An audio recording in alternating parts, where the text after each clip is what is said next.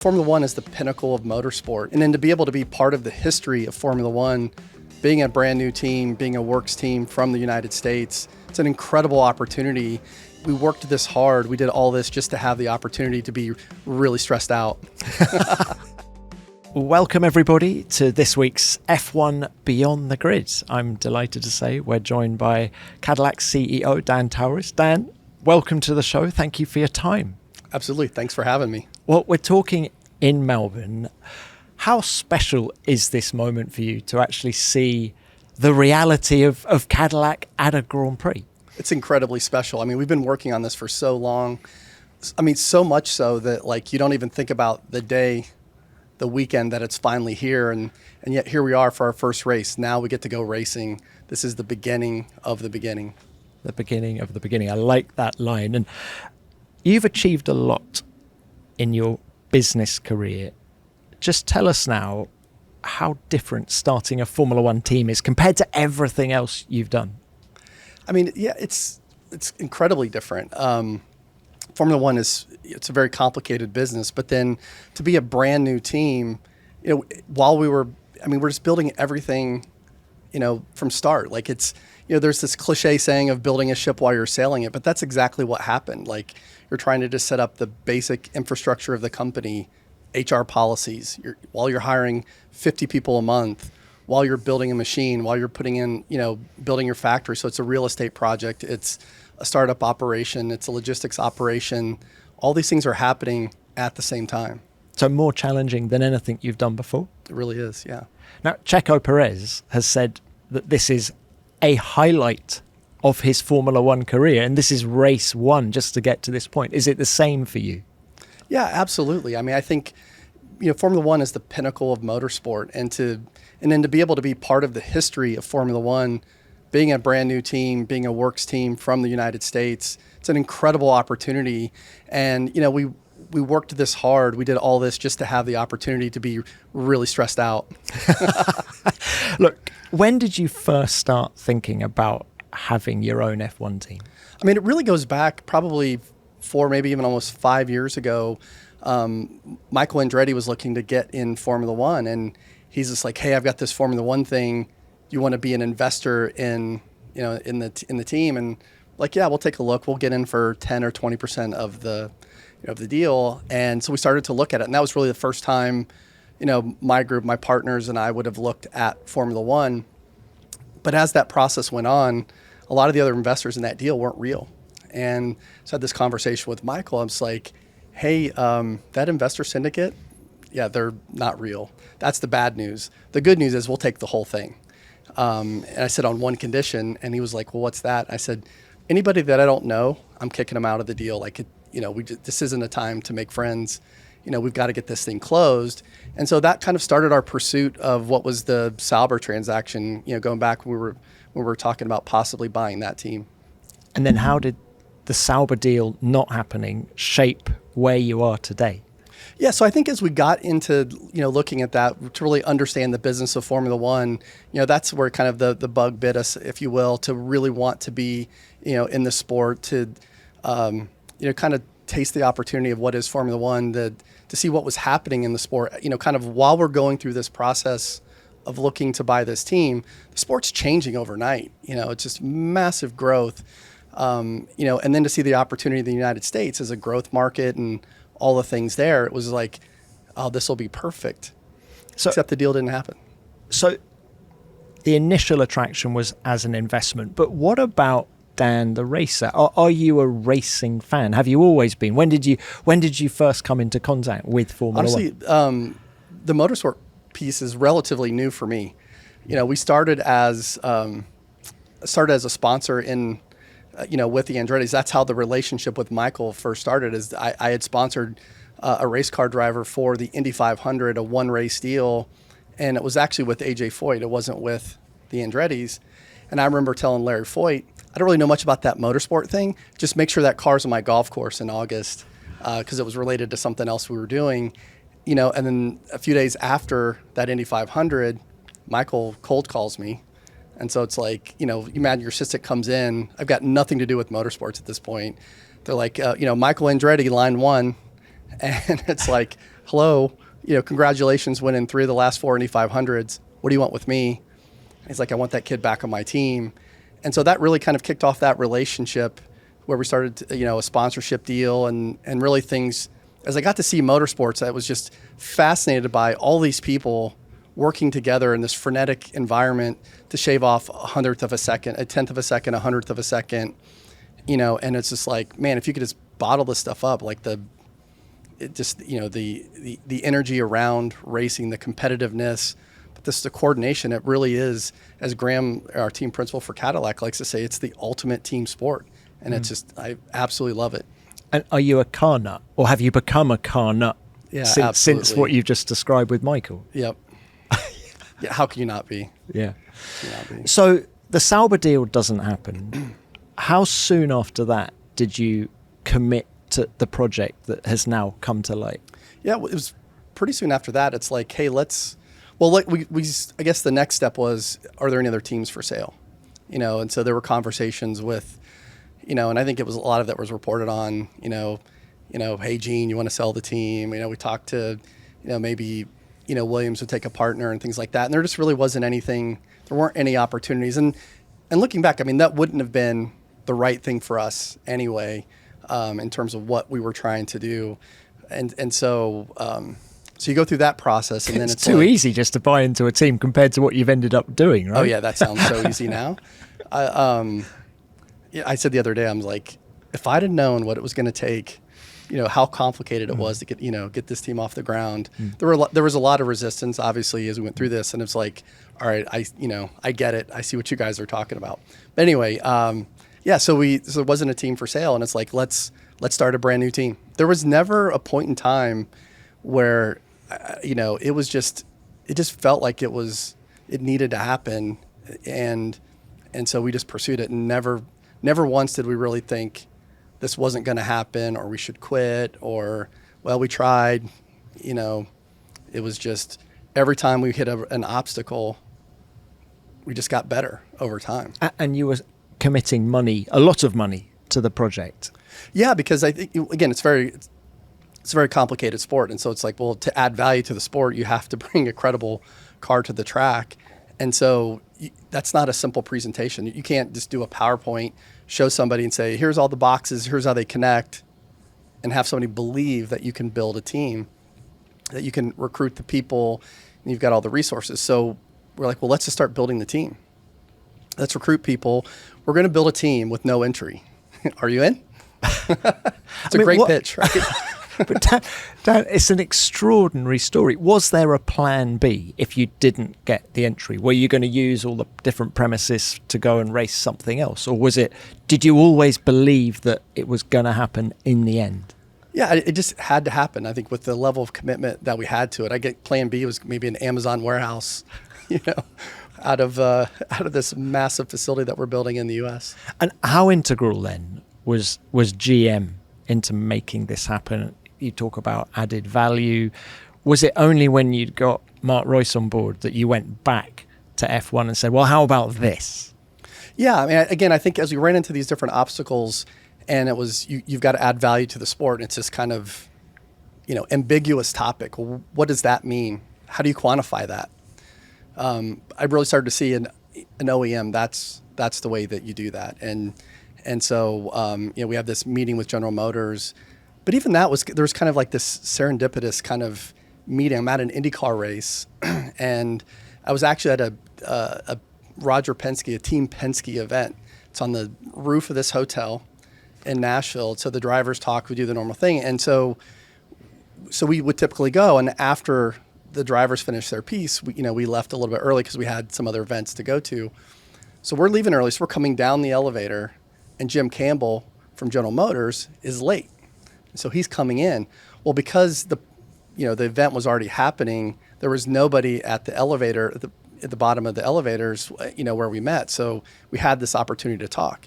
Had I met Jim upstairs around all the people, we wouldn't have had the opportunity to speak. If there were a lot of people in the lobby of the hotel, we wouldn't have had the opportunity to speak. But now it's just Jim and me standing there talking. I was like, hey, got this Formula One project that I want to talk to you guys about. And and he was interested. And so he was leaving that next day to go see Mark Royce and the senior execs at GM.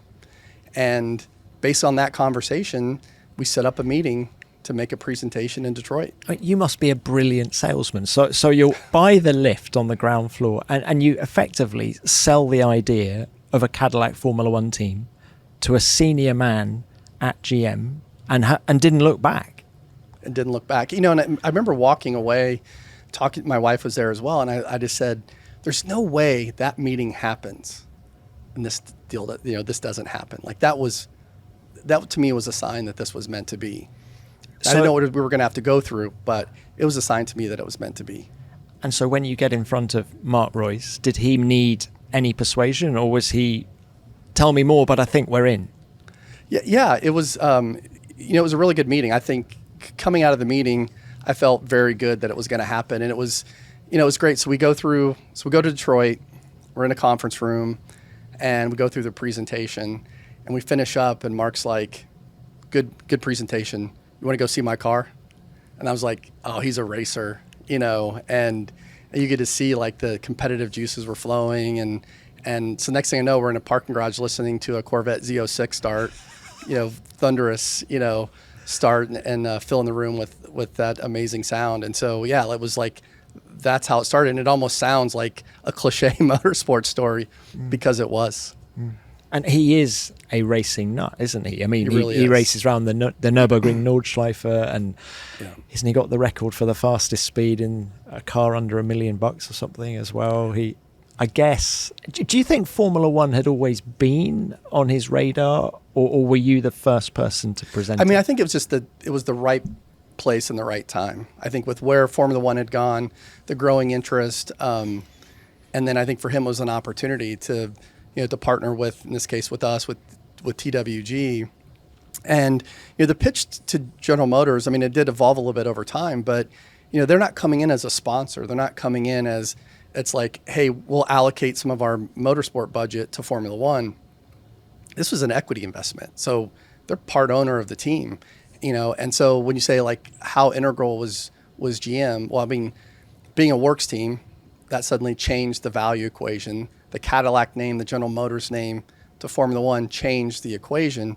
But now you have the leadership, Mark's on the board, and what, he's been able to add in that sense. There are people that have been seconded over, from General Motors to the team. There are engineering services agreements. There are resources, facilities that are used as we've been building up this team from a standing start. And so, how helpful, is General Motors' role been in this? Extremely helpful. We wouldn't be here today without them. And the power unit, was that part of the initial conversation, or did that come later? It really came later, but I think I think it was always in Mark's head that he wanted to do that, because anything that General Motors wants to do, they want it to be authentic. They weren't interested in badging an engine. And as soon as I say that, someone's going to be like, we're using a Ferrari engine now. And it's like, yeah, while we're building the Cadillac engine, like it's, to understand that it's a 3 or 4 year process to build a power unit in Formula One, this was the only way, that it could happen. This episode is sponsored by Vanta. No, it's not your imagination. Risk and regulation really are ramping up, and these days, customers often expect proof of security before they'll even consider doing business with you. And that's where Vanta can help. Vanta automates your compliance process and brings compliance, risk, and customer trust together on one AI-powered platform. So whether you're prepping for a SOC 2 or running a full enterprise GRC program, Vanta helps keep your business secure and keeps deals moving. And the time savings can be huge. Companies like Ramp and Writer report spending 82% less time on audits with Vanta, which means less time buried in compliance paperwork and more time focused on actually growing your business. It's easy to see why more and more companies are turning to Vanta to simplify security and compliance. Get started at vanta.com/grid. That's VANTA.com/grid.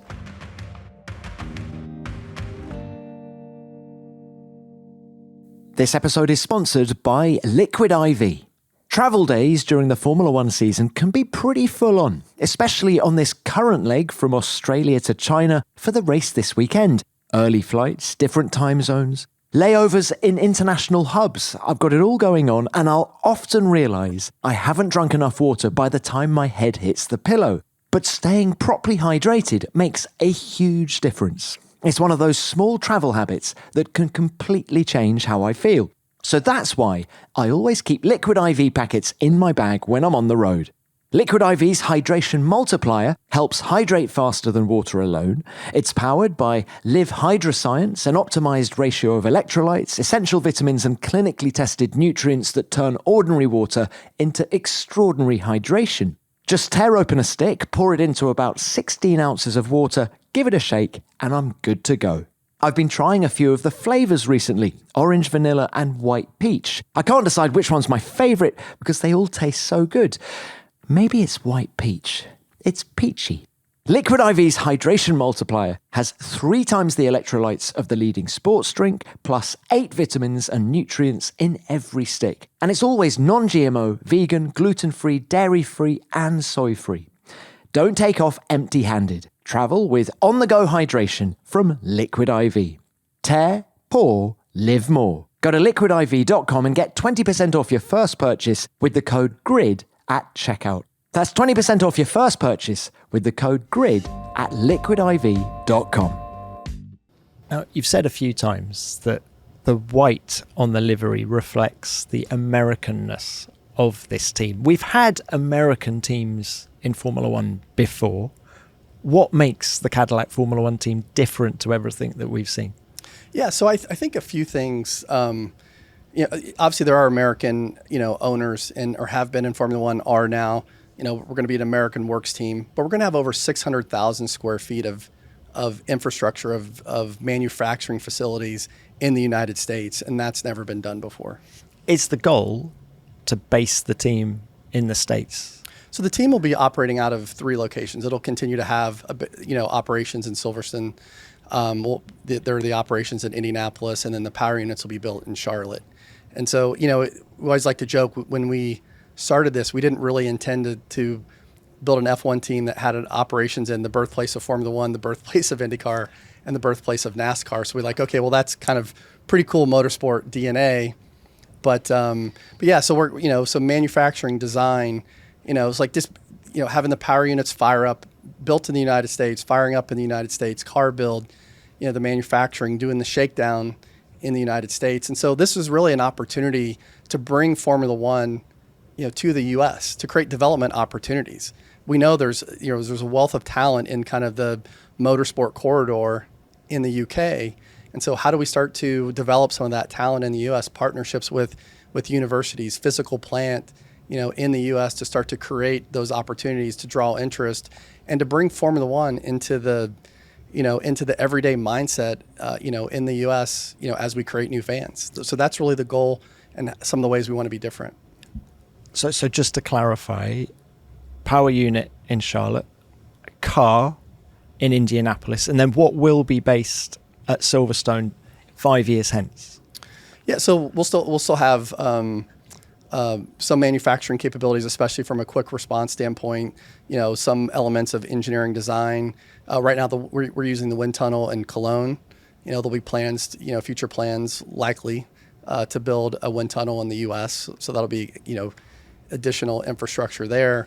But again, you do need a base of operations, essentially on, continental Europe when you look at the race schedule of Formula One. So we're going to be able to do that, and it really gives us this global footprint so that it's really about getting the best talent.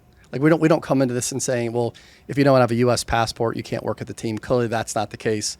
There are a lot of accents, as I like to say, that you'll hear on this team, and it's always going to be performance first, of having the best and the brightest that we want to bring into the Cadillac Formula One team.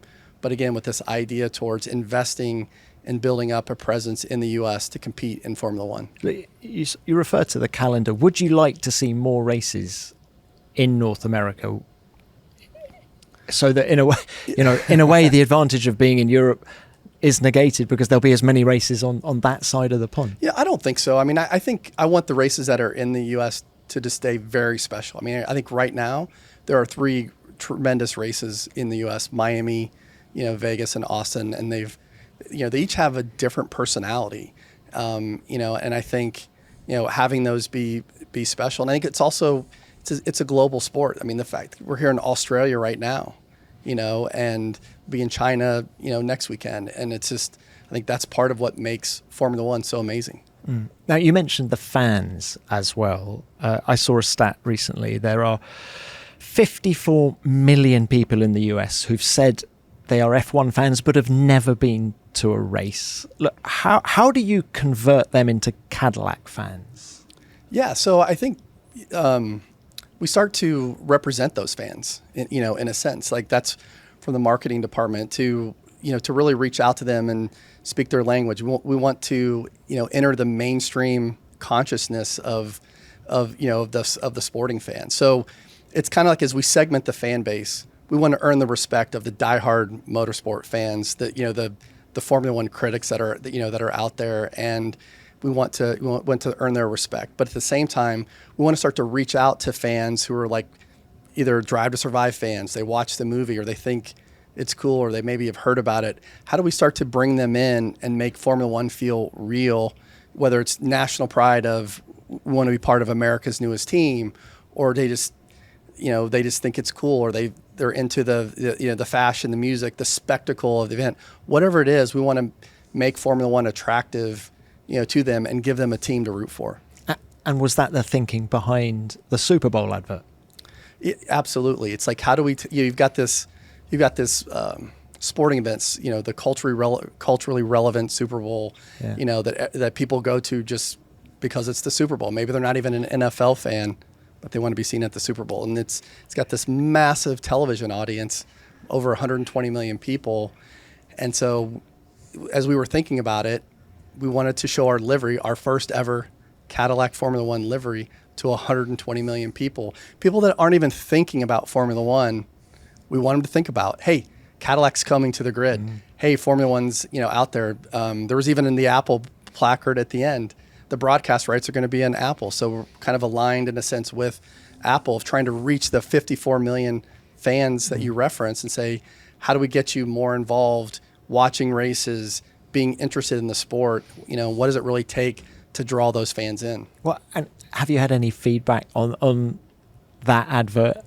Can you tell us what it did for the brand, or is it too early to say that? Well, I mean, certainly we saw calls the next day of like from a partnership sponsorship standpoint, and so they certainly saw, I think, the reaction there. And then in addition to the Super Bowl commercial, we had the event in Times Square, and it was just amazing. It was freezing cold late at night, and there were all these fans out there, and chanting Checo and different things. But they were super excited about the team. But just certainly, anecdotally, there's been tons of feedback of just interest in the team. They saw what's happening, and so continuing to reach out to those fans and get them excited about what's happening in Formula One. How important was it for you to get Tyler Epp, who was the Miami GP boss, on board as your commercial boss? Was it important for you to have someone who'd had success in the American market?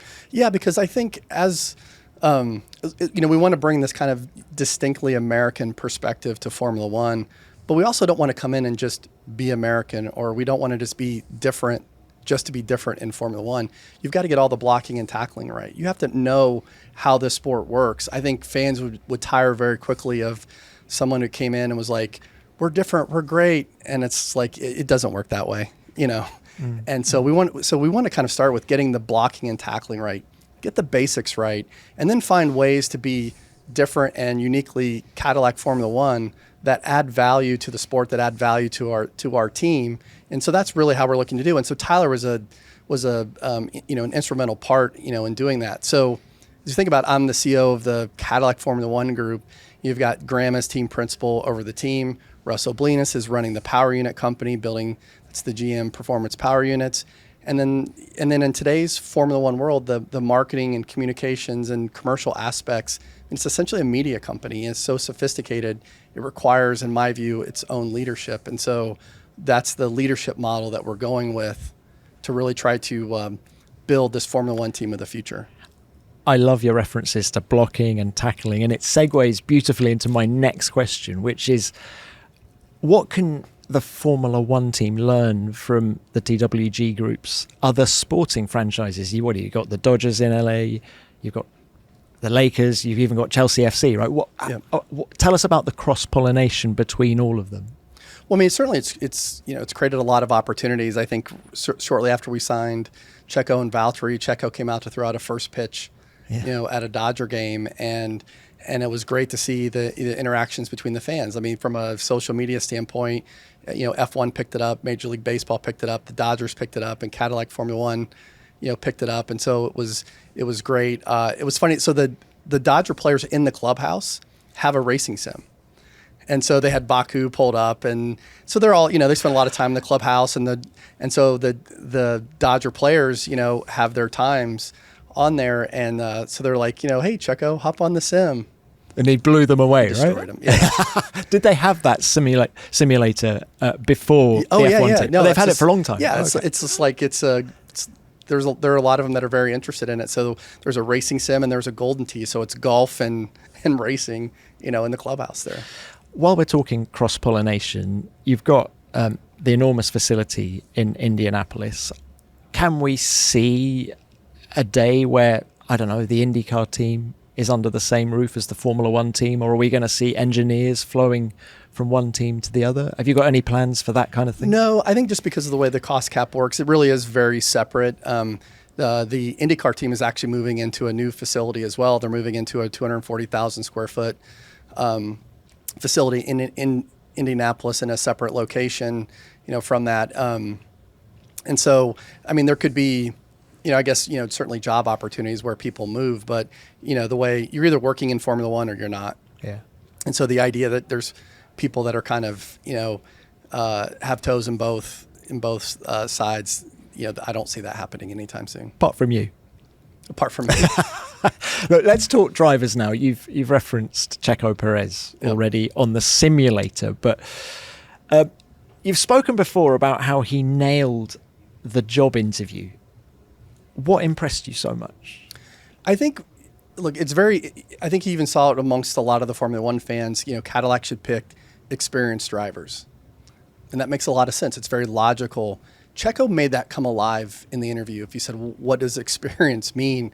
And so to hear him talk about some of the things, that he thinks he would experience as part of the team doing this for the first time, and what he expected and what he would do and how he would handle this situation, he just made that come alive. And you really got to start to see, we really do need, someone experienced who can handle the ups and downs with being a first-year team, who can knows what the car should feel like and provide that direction from a development standpoint that can take, even if we have experienced people on the team, bring them together and make it function as a team. Because all these things that we're doing it for the first time as Cadillac Formula One. And so that experience is just going to be, such a key. And so it was really, that was what I meant when I said that, is just, I think he made that really come alive, and to see it in vivid detail of just how important that experience was. And I will say it was set against the backdrop of the British Grand Prix, which you may remember was,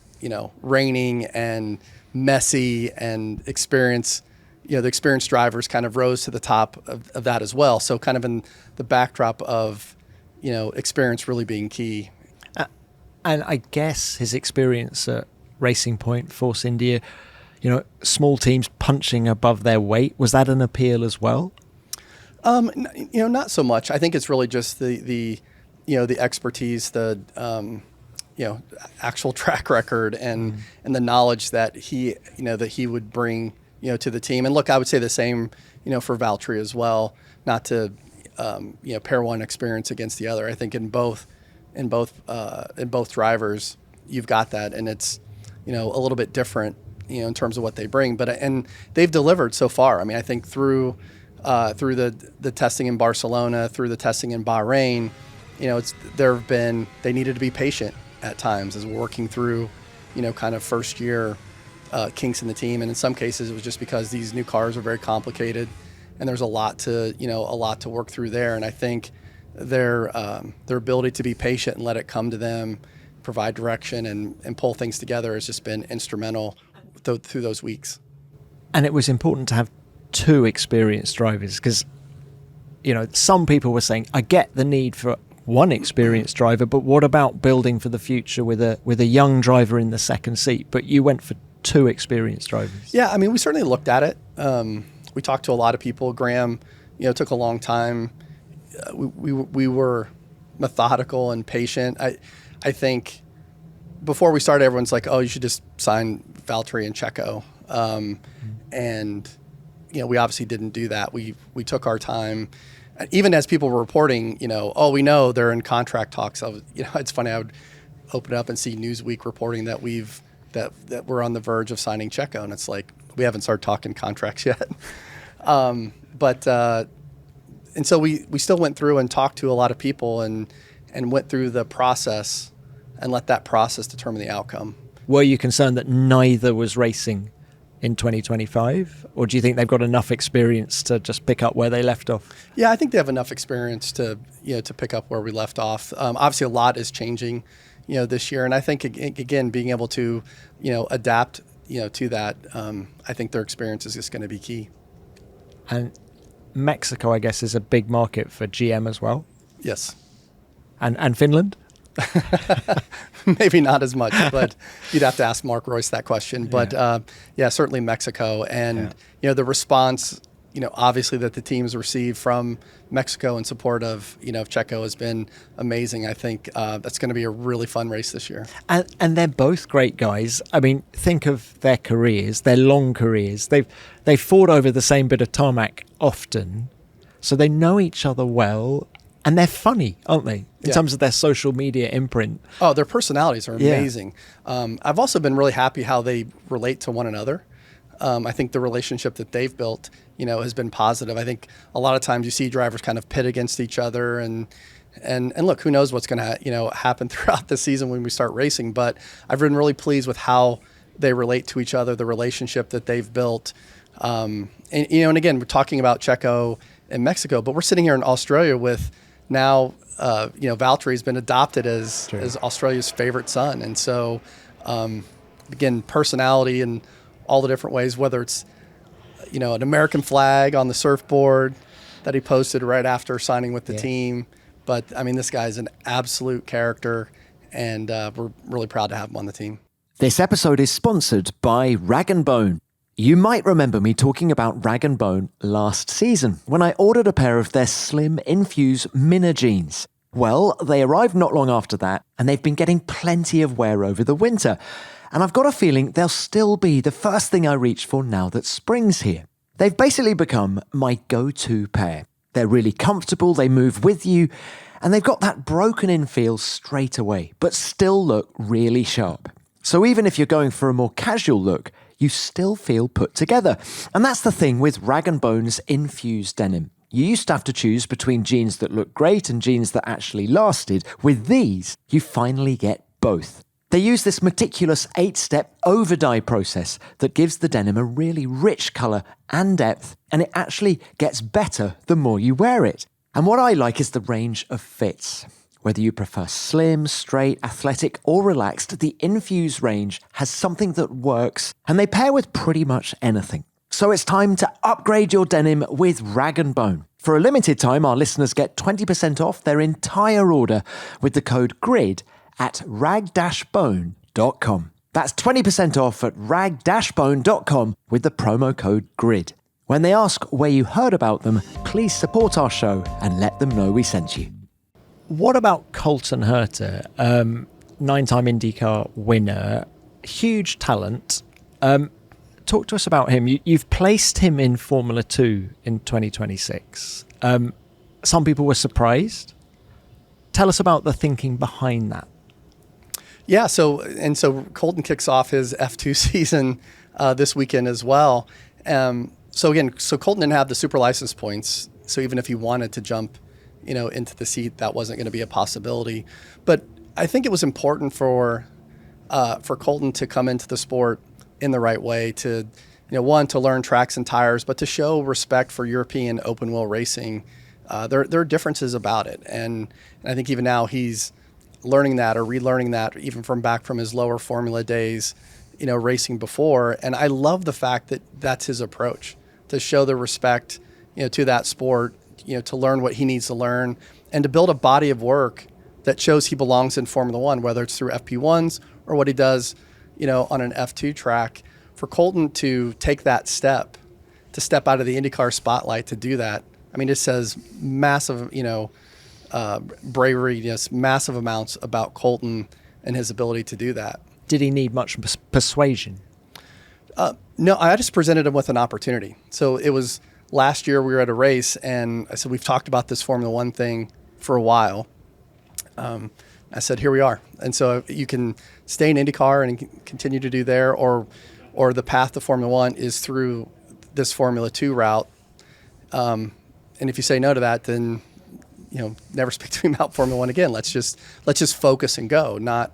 To Colton's credit, he didn't make a decision right away. He took almost a month to think about it and really count the cost of the life that he had, the career that he's building in IndyCar versus the opportunity to go to Formula One. Man, he's a racer. He's, he sees an opening, saw an opening, and he's going for it. But what does success look like for him this year in Formula 2? Because it's so idiosyncratic. Those cars, one weekend you'll see a team being really competitive, and the next weekend they won't be. It's going to be a rough ride for him. Yeah, I mean, we'll have ways to evaluate. He needs to have a certain finish from a point standpoint. And I think we'll have ways of evaluating him from the sim, from FP1s, as well as just how he's driving in F2. I think also even just his approach. He's showing the F1 team how he works. How does he come to work every day? Is he entitled, or is he there to roll up his sleeves and learn as much as he can? Obviously, he's racing against a lot of younger kids in the F2 series.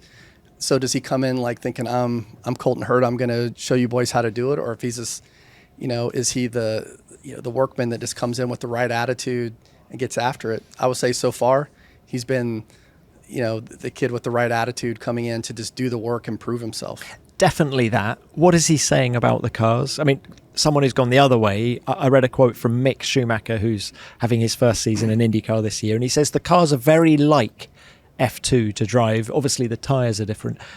Does Colton believe that as well? Is he getting the same feeling from the car? Yeah, I think what we mostly talk about are just how different the tires are. Yeah. And I think from his standpoint, it's how different the F2 car is, to the Formula One car. I think what a lot of people don't know, or we've talked about a little bit, was just, how well Colton has done. So now let's go back to the Sauber story. We're looking to buy that team. So we send Colton over to the shop in Hinville to get on the sim, and he was lightning fast within an hour and a half or so. He was faster than their then current Formula One drivers, and then kind of roll back or going forward from there. He did a test with McLaren, and the report that was written on him was stellar. And then back when I like what you did there, by the way, Andrea Stella, yeah. And then when Oscar left Alpine to go to McLaren, there was some reshuffling, and so he did some testing there, and literally did so well through those sessions. He came home with a Red Bull contract to sign, and it probably took me a month to convince Colton and his reps to not sign that contract and stay with us. So there is a body of work for Colton that's there. Where he's really shown high potential, high aptitude for Formula One. And so again, not saying, well, hey, go back to that report and read what Andrea Stella did write about me, for Zach, I deserve this seat.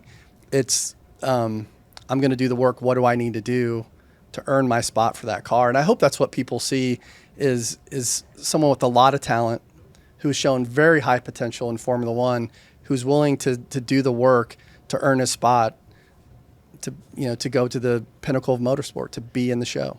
Did you think of another way of getting his super license points? What is he? He's 5 short. I mean, if he did all the FP1s this year. Yeah, I mean, you could do that, or he could go, he could grab a couple points in, I don't know, dog sled racing in a weird place that might have points. I mean, there are ways to do that. Yeah. That's not the way to come in. And so I never really thought that was the right way for him. And to Colton's credit, neither did he. Yeah. I think once he really thought about it, it was, this is what I want to do. I want to prove myself and come, because it's not just getting into Formula One. He wants to come in the right way. And I think that's what you see here with what he's trying to do. And there's no clash with F2 and the Indy 500 this year.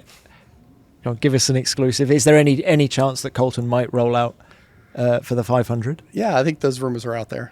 Okay. You're not denying? I'm not denying the rumors, no. Okay. But no decisions have been made. That's very, yet. That is very Mario Andretti. Even when Mario was winning the Formula One World Championship in 1978, I think he did 6 IndyCar races that year, including the 500. Yeah. I mean, Mario's just an absolute legend. Yeah. I mean, you talk about someone having a need for speed. It is Mario Andretti. Yeah. By the way, got his first speeding ticket this last weekend at the age of, he turned 86 this last weekend. He's in St. Pete for the race. I think he was going 86 on his 86th birthday, and some police officer, decided to give Mario a speeding ticket, his first ever speeding ticket. Amazing. So I'm just envisaging the conversation now. Who do you think you are? Mario Andretti, right? I'm sure the copper said that to him. And while we're talking about Mario, of course, this year's car is named after him. Tell us about the thought process behind that.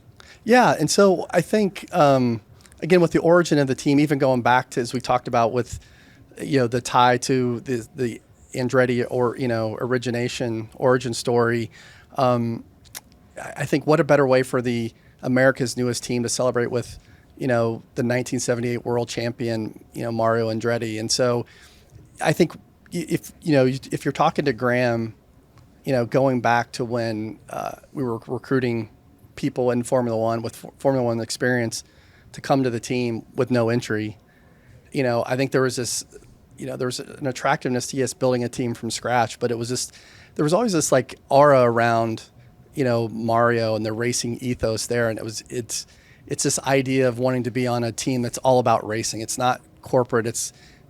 Formula One is big business, make no mistake about it, but they want to be racers. They want to be about racing. And there was something about Mario that represented that in this team to prospective people. And so I think it was just really important for the chassis to carry his name.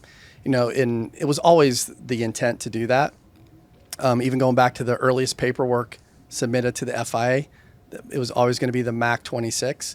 And so even as the Cadillac Formula One team, both Mark Royce and myself were like, we absolutely want Mario to be a part of this team forever. So we will see him at races representing the team. I can't think of a better person to represent your racing team. Yeah, no, Mario is just, like I said, he's a legend. Dan, what is extraordinary is when we started this chat, you were saying, look, I'm new to racing. Prior to the trying to buy Sauber, it was a new adventure for you. You have learnt very quickly, and your passion for it is shining bright in everything that you're saying. Yeah. Yeah? Yeah, no, thank you. Like I said, I love the sport. It just, the competition. Sport has played a role in my life. It just wasn't motorsport. But again, just the drive. Even now, like to watch all these people just, if you go into any garage, right, they're frenetically working and, organized in this way to just build these technological wonders, that are, with all those things are going to be a few feet apart, maybe after, racing several miles. It's incredible to think about. And it's so competitive, and I absolutely love it. So when you walk down the paddock here in Albert Park, what sort of reception are you now getting from the other teams? Because they pushed back quite hard when you initially proposed the idea, didn't they? They did push back hard. But now I think once the entry was approved, I would say, we feel accepted, in the paddock. The reception's been great. Graham's relationships, are long-standing throughout Formula One, and so I think he's has done a great job there. But I think we definitely feel accepted by the teams. In the sense of you're a competitor now, so we're gonna try to beat your brains in on track, which is totally fine. And honestly, even as I look back to as we talk about the resistance, I actually think back to it fondly because I think we're better off as a result of that. I think the team got better every step along the way, and so it's Formula One. No part of this should be easy. So if I were to talk to you about ambitions for year one, I mean, I've heard other people talking about we just want to progress, but is that your attitude to 2026? There's going to be so much to learn even from this first weekend. And so I think what we don't want to do is set arbitrary expectations of, this place finish or this many points. I think it's really about developing. We're committed to Formula One for the long term.